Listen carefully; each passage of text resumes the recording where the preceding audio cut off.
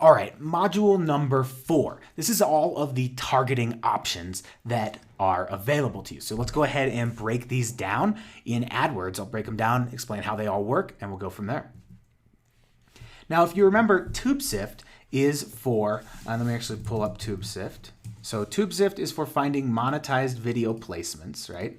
Monetized video placements, and also your keywords, and also building your companion banners, which I'll talk about when it comes time to set up our actual ad in the next module. But for now, remember, TubeSift is for monetized video placements, and we'll kind of get into that in a second here.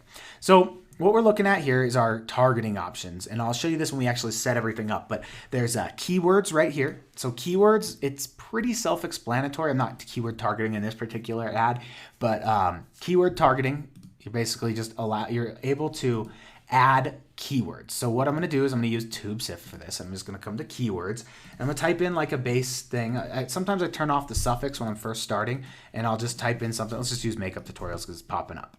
So let's do a search for makeup tutorials on YouTube. And you can see we got the top 10 keywords for makeup tutorials.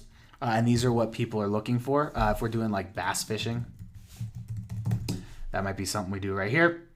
You can see like tips, tournaments, videos with frogs for beginners with plastic worms at night, fishing lures, and bass fishing 2018. So those are the top 10 keywords that'll show up. And then if we turn this suffix on, do another search, is going to go bass fishing A, B, C, D, E, F, G, all the way to Z. So essentially what we're doing with these keywords is somebody will do a search for a keyword on YouTube, and then our ad, that'll trigger our ad to be shown as a video discovery ad. So that's pretty much what happens there. You can also target based on people's searches on Google, which is why we have this Google right here. So we have the Google search as well. But as you can see right here, we got 257 keywords. All we do for this, keyword targeting is pretty self-explanatory. Somebody does a search for a keyword or a very similar keyword to yours, your ad shows. That's it. Then we have audiences right here. Now, audiences contain a number of different things in here. And let me just kind of edit this real quick, and I'll show you what these all look like in here. So there's a number of different audiences. So we've got affinity and custom audiences. These affinity audiences allow us to target general interests. So these are general interests in here. So like shoppers, that are grocery shoppers, or who's not a grocery shopper? Anyway, like travel, right? So you'd be like, all right, I want to target travel buffs who like beaches or family vacationers or luxury travelers or snowbound travelers, right? Something along those lines. So that's these affinity audiences. These are just like interests and habits. It's pretty self-explanatory. Then we have the in-market audiences and custom intent audiences. So custom intent audiences, we can create our own. Right here, we can use a keyword to create audiences based on products or services. That's a pretty good one right there if you want to use those. In-market audiences, these are great for like physical products, things like that. All you're going to need to do is just, so maybe we have a consumer electronics and we're selling like speakers or stereo systems, right? These are people who are actively shopping or trying to buy one of these products. And Google knows because they're, they are searching, right? Google just knows. So we could target people who are shopping for like an Audi or something like that. Pretty easy to do there. So that's the in-market audiences. We've also got life events like graduated college, got married, moved, things like that. So those are those audiences there. And then remarketing lists, like I showed you in the previous one, we can actually target based on remarketing lists. So over here, I've got like customer lists. These are all my email lists right here, right? Or I've got similar to audiences. These are all the lookalikes, if you will. So these are, people I'm targeting here. You can see they're already checked. So those are the audiences. That's pretty much it for those. Demographics is a targeting option as well. So we can target by age, in these different age groups. We can target by gender, male, female, or unknown. Unknown just means they're not logged in. We can target by parental status. Are they a parent? Are they not? Does YouTube not know?